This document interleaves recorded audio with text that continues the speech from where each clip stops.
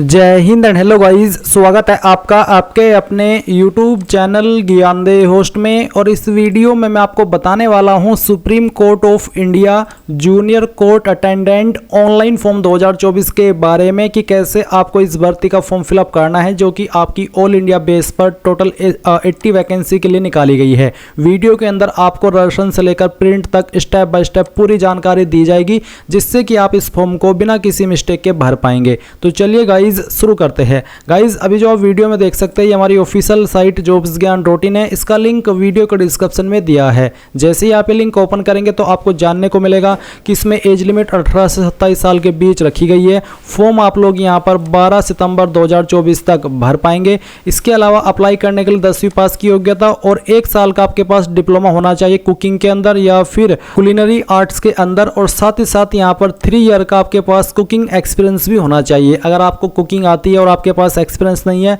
तो आप किसी बड़े होटल में से जाकर के ये एक्सपीरियंस बनवा सकते हैं। उसके अलावा एज लिमिट 18 से 27 साल के बीच रखी गई है। किस कैटेगरी को क्या एप्लीकेशन फीस पे करनी है वो आप देख सकते हैं। तो ये सभी इन्फॉर्मेशन चेक करने के बाद आप इंपॉर्टेंट लिंक के सेक्शन में आकर के अप्लाई ऑनलाइन लिंक ओपन करेंगे। आपके सामने वाला इंटरफेस आएगा। अब यहाँ पर आ जाने के बाद में आप क्या करेंगे, आपको रजिस्टर के ऊपर क्लिक करना है। इसके ऊपर क्लिक करने के बाद आपके सामने ये वाला इंटरफेस आ जाएगा। अब आप सबसे पहले पोस्ट नेम में आपकी ये पोस्ट सेलेक्ट कर ले। फिर जो आपका पूरा नाम है वो आपको यहाँ पर 10th के सर्टिफिकेट के अकॉर्डिंग भरना है। फिर आपका मोबाइल नंबर डालेंगे। इस नंबर को दोबारा डाल करके वेरीफाई करेंगे। अपना कोई अन्य नंबर अगर आपके पास है और आप देना चाहते हैं तो वो आप यहाँ पर भर देंगे। फिर आप यहाँ पर आपका ईमेल एड्रेस डालेंगे। ईमेल एड्रेस को दोबारा डाल करके वेरीफाई कर देंगे। फिर आप जनरेट OTP इसके ऊपर क्लिक करेंगे। इसके बाद आपके सामने एक न्यू विंडो होगी और इस तरह का कैप्चा कोड आएगा। ये कैप्चा कोड डाल करके जैसे आप सबमिट करेंगे तो यहाँ पर आपके नंबर के ऊपर OTP सेंड किया जाएगा। तो गाइज यहाँ पर आपके ईमेल और नंबर दोनों के ऊपर OTP गया होगा, तो कोई एक OTP यहाँ पर डाल दे और वैलिडेट OTP इसके ऊपर क्लिक करके इसको वेरीफाई कर दे। फिर आप डिक्लेरेशन देखेंगे, यहाँ पर आई एग्री करेंगे और ये कैप्चा कोड डालने के बाद वेरीफाई पर क्लिक करेंगे। एंड देन जो भी इंफॉर्मेशन अभी आपने भरी वो आपके सामने, आप इनके ऊपर टिक करेंगे। इनके ऊपर टिक करने का मतलब है कि आपने इन इंफॉर्मेशन को डबल चेक कर लिया है। अब आप सबमिट के ऊपर क्लिक करके यहाँ से आई एग्री करेंगे एंड देन यहाँ से ओके कर देंगे। अभी आप देखेंगे कि जो आपका रजिस्ट्रेशन है वो कंप्लीट हो चुका है और आपको रजिस्ट्रेशन नंबर एंड पासवर्ड की जानकारी मैसेज के माध्यम से और ईमेल के माध्यम से सेंड कर दी गई है। अभी आप यहाँ पर गो टू एप्लीकेशन के ऊपर क्लिक कीजिएगा। इसके ऊपर क्लिक करने के बाद यहाँ पर आपको बेस्ट ब्राउजर रिकमेंड किए जा रहे हैं जिनमें कि ये फॉर्म बेहतर तरीके से फिल होगा। तो आप यहाँ पर इसको आइए और आपकी जो बाकी की इन्फॉर्मेशन है वो यहाँ पर भरिए। जैसे कि आपका जेंडर क्या है वो आप बताएंगे, डेट ऑफ बर्थ आपकी क्या है वो आप यहाँ पर कैलेंडर के ऊपर क्लिक करके सिलेक्ट करेंगे। पहले ईयर फिर मंथ और उसके बाद में डे। Then guys citizen of India आप सिलेक्ट कर लेंगे नेशनलिटी के ऑप्शन में। और रिजर्वेशन कैटेगरी आपकी कौन सी है, जनरल, OBC, SC, ST जो भी है वही आप सिलेक्ट कर लीजिएगा। फिर क्या आप विकलांग और आपके विकलांगता 40% या उससे ज़्यादा है, अगर हाँ तो यस, नहीं तो आप नो करेंगे। अगर आप एक एक्स सर्विसमैन है तो आप यस करेंगे इसमें, नहीं तो आपको यहाँ पर नो करना है। और अगर आप एक डिपेंडेंट ऑफ फ्रीडम फाइटर है तो आप यस करिए, नहीं तो यहाँ पर भी नो करना होगा। फिर सवाल आता है कि क्या आप एक डिपार्टमेंटल कैंडिडेट है जो कि सुप्रीम कोर्ट ऑफ इंडिया के अंदर काम कर रहे हैं, अगर हाँ तो यस, नहीं तो आप नो करेंगे। उसके अलावा यहाँ पर है कि क्या आप करंटली गवर्नमेंट PSU या फिर नेशनलाइज्ड बैंक के अंदर काम कर रहे हैं, अगर हाँ तो यस, नहीं तो यहाँ पर भी आपको नो करना है। फिर क्या आप एक एम्प्लॉय है सुप्रीम कोर्ट के जिसने कि 3 साल की रेगुलर सर्विस कंप्लीट कर ली हो इन द रजिस्ट्री 1/8/2024 तक, अगर हाँ तो यस, नहीं तो यहाँ पर भी नो कर देंगे। फिर आपको आपका फादर नेम देना है, उसके बाद में मदर नेम देना है। मैरिटल स्टेटस बताना कि मैरिड हो या अनमैरिड हो। रिलीजन आपका क्या है वो आपको सेलेक्ट कर लेना है। एंड देन यहाँ पर आपको कोई गवर्नमेंट ID सेलेक्ट कर लेनी है। इनमें से कोई एक ID आपके पास होनी ही चाहिए।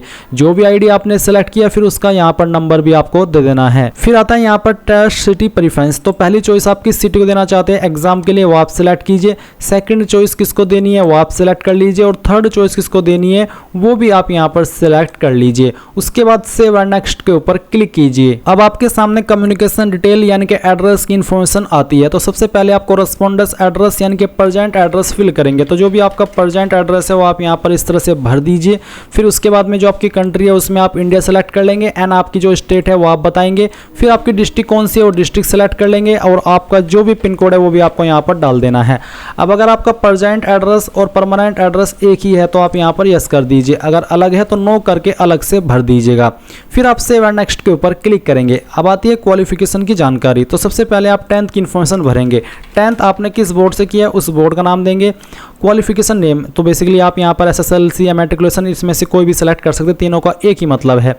किस साल के अंदर आपने पास कर ली थी वो साल आपको यहाँ पर सिलेक्ट कर लेना है। ये सिलेक्ट करने के बाद में आपको इंस्टीट्यूट नेम के अंदर बताना है कि आपने कौन से स्कूल कॉलेज से की है, तो जहाँ से भी किया उसका नाम दे दीजिएगा।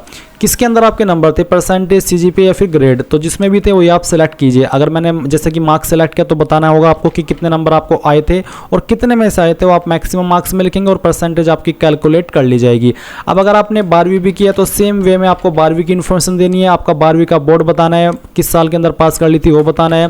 फिर किस इंस्टीट्यूट के द्वारा आपने आपकी जो 12वीं है वो की है उसका नाम आप यहाँ पर देंगे।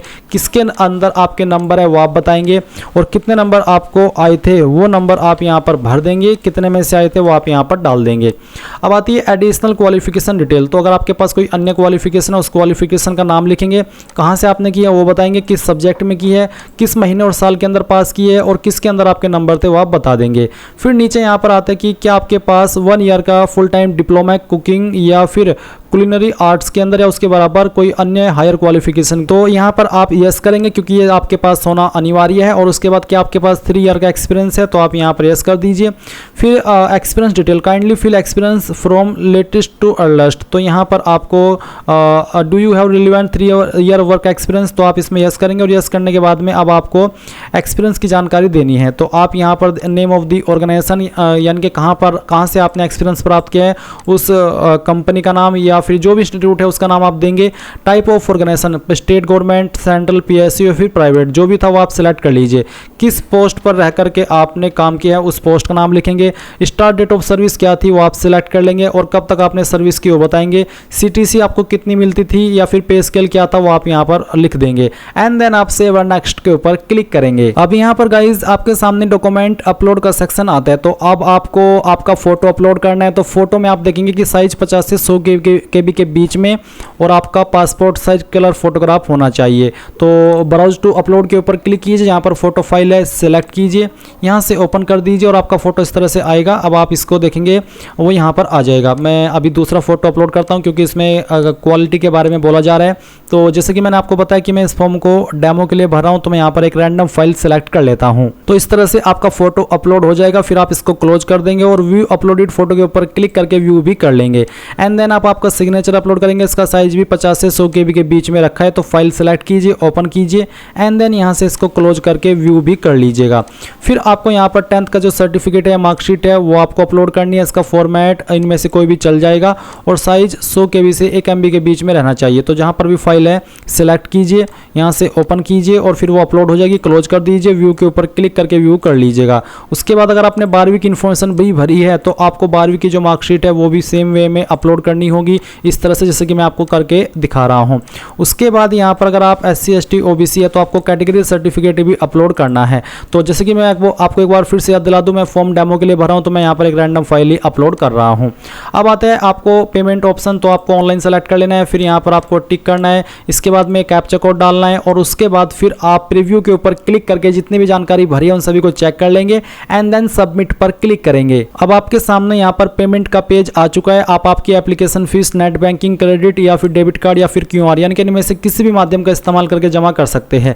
जैसे ही आपकी फीस जमा हो जाएगी तो आप आपके फॉर्म का फाइनल प्रिंट आउट ले पाएंगे एंड इस तरह से आप लोग supreme court of India junior court attendant online form 2024 भरेंगे। आई होप ये प्रोसेस आपको पसंद आया होगा। So thanks for watching. जय हिंद।